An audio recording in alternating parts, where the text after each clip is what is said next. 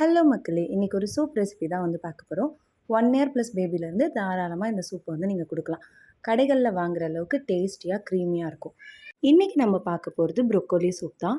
எந்த விதமான cornflour cream இல்லாமல் செம்ம டேஸ்டியாக வந்து செஞ்சிடலாம். ப்ரொக்கோலியில் ஆன்டி கேன்சரஸ் ப்ராப்பர்ட்டி இருக்கிறதுனால ப்ரொக்கோலியை தொடர்ந்து சாப்பிட்டுட்டு வாங்க. நிறைய ஹெல்த் பெனிஃபிட்ஸ் இந்த ப்ரொக்கோலியில் இருக்குது.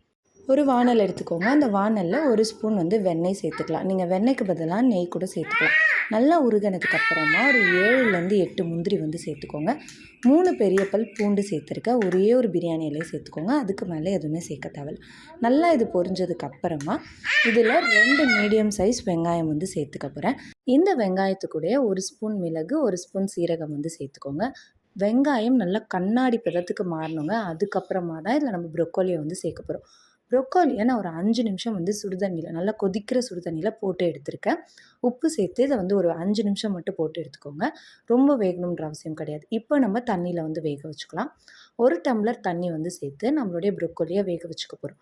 வீடியோக்காக நான் நல்லா பெருசு பெருசாக வந்து சேர்த்துருக்கேன். நீங்கள் குட்டி குட்டியாக கட் பண்ணி வந்து சேர்த்துக்கலாம். ப்ரொக்கோலி வேகிறதுக்கு நம்மளுடைய ப்ரொக்கோலியுமே வந்து வெந்துருச்சு.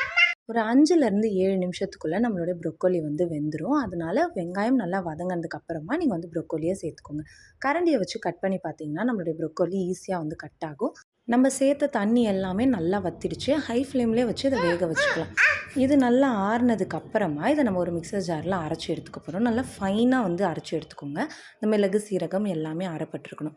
இப்போ ஒரு வானலில் ஒரு 1/2 டம்ளர் தண்ணி வந்து சேர்த்துக்க போகிறோம். ரொம்ப ஜாஸ்தியாக தண்ணி வந்து சேர்க்காதீங்க. ப்ரொக்கோலி சூப் நல்லா க்ரீமியாக இருக்கப்போ தான் டேஸ்ட்டாக வந்துருக்கும். 1/2 டம்ளர் தண்ணியை நான் இப்போ வானலில் வந்து சேர்த்துட்டேன். தண்ணி கொதிக்கணுன்ற அவசியம்லாம் கிடையாது. தண்ணி ஊற்றினதுக்கு அப்புறமா நம்மளுடைய ப்ரொக்கோலி விழுதை வந்து சேர்த்துக்க போகிறோம். சேர்த்துட்டு நல்லா கலந்து விட்டுக்கோங்க.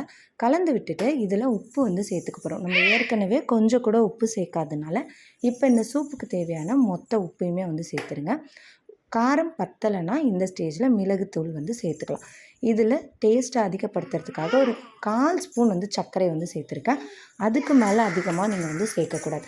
சேர்த்துட்டு எல்லாத்தையும் கலந்து விட்டுக்கோங்க. கலந்து விட்டுட்டு நல்லா தலை ஒரு தடவை கொதிக்கணும். கொதி வந்ததுக்கப்புறமா கைப்பிடி நிறைய வந்து கொத்தமல்லி இலைகளை தூவி இறக்குனிங்கன்னா நம்மளுடைய ப்ரொக்கோலி சூப் வந்து ரெடி ஆகிடும். குழந்தைங்களுக்கு கொடுக்குற மாதிரி இருந்தால் இதை நீங்கள் வடிகட்டியும் கொடுக்கலாம். அப்படியே கொடுத்தாலும் ரொம்ப டேஸ்டியாக தாங்க இருக்கும். குழந்தைங்க ஒரு வேளை வாயில் வந்து அந்த சக்கை வந்து அகப்பட்டால் ஒரு சில குழந்தைங்க சாப்பிட மாட்டாங்க.